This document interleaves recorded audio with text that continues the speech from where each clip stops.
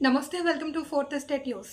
ఆముదాలవలస నియోజకవర్గం ఇండిపెండెంట్ అభ్యర్థి అయిన సువారా గాంధీ 2024 ఎలక్షన్ కమిషన్ వారు తనకు కేటాయించిన గ్లాస్ స్టవ్ గుర్తుపై అమూల్యమైన ఓటు వేసి గెలిపించవలసిందిగా ఎలక్షన్లో సందర్భంగా మాట్లాడారు. గతంలో తమ్మినేని సీతారాం కోన రవి అయినా ఒక్క మంచి పని కూడా చేయలేదు అని తెలిపారు. శ్రీకాకుళం జిల్లా ఆముదాలవలస నియోజకవర్గానికి గత 5 సంవత్సరాలుగా ఇద్దరు మామహల్లుళ్ళు అనేక రకమైన మార్గాల్లో ఆస్తులను సంపాదించుకున్నారని తెలిపారు. కనీసం మూతపడిన షుగర్ ఫ్యాక్టరీని, జూట్ మిల్లును తెరిపించడంలో పూర్తిగా విఫలమయ్యారని తెలిపారు. రైతుల యొక్క సంక్షేమ పథకాలను అందజేయడంలో పూర్తిగా విస్మరించారని ఎలక్షన్ ప్రమాదంలో భాగంగా తెలిపారు. కనీసం ఆముదాలవలస పట్టణం రైల్వే స్టేషన్ నుంచి శ్రీకాకుళం పట్టణానికి ఎప్పటికీ తారు రోడ్డు వేయడం లేదని తెలిపారు. ఇప్పటికే ఈ రోడ్డుపై ప్రయాణించేవారు పదుల సంఖ్యలో రోడ్డు ప్రమాదాల్లో మరణించారని, కొంతమంది తీవ్రమైన గాయాలతో బాధపడుతున్నారని తెలిపారు. మన డబల్ దమాబుస్ కోన రవికుమార్ విప్పుగా ఉన్న కాలం 14లో ఎమ్మెల్యేగా గెలిచాడు.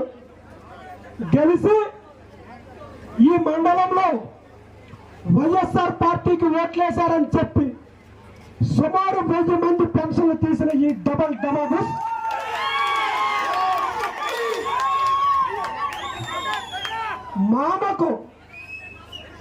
మామ కుటుంబానికి 2 కంపెనీలు మాత్రం మంజూరు చేశారండి.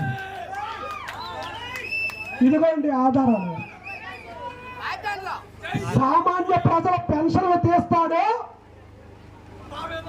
పోటీ చేసిన మామకు 2 కంపెనీలు పెట్టుకోమని చెప్పి ఆర్డర్స్ ఇచ్చాడు.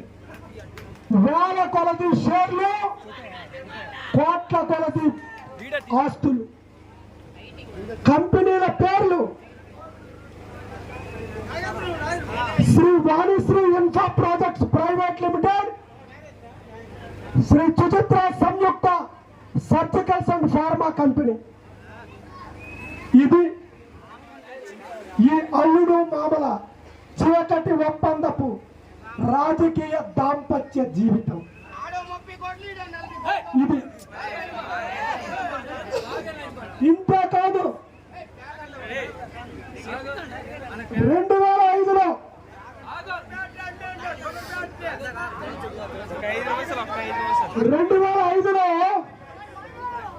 ఇదే డబల్ దమాబుస్ కోన రవికుమార్ జడ్పీటీసీ అప్పుడు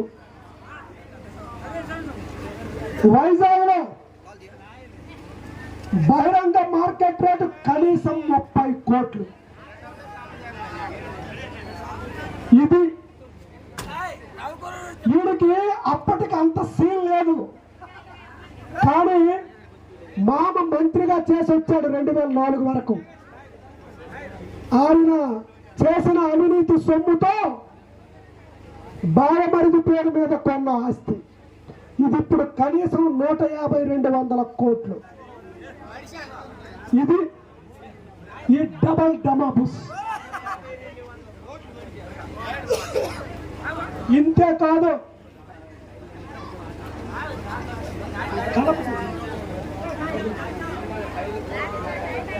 ఇదే 2005లో అవునమ్మా, ఇన్ని 100 కోట్లు టైం అయిపోతే అలాగా తెలుసుకోవాలి కదా.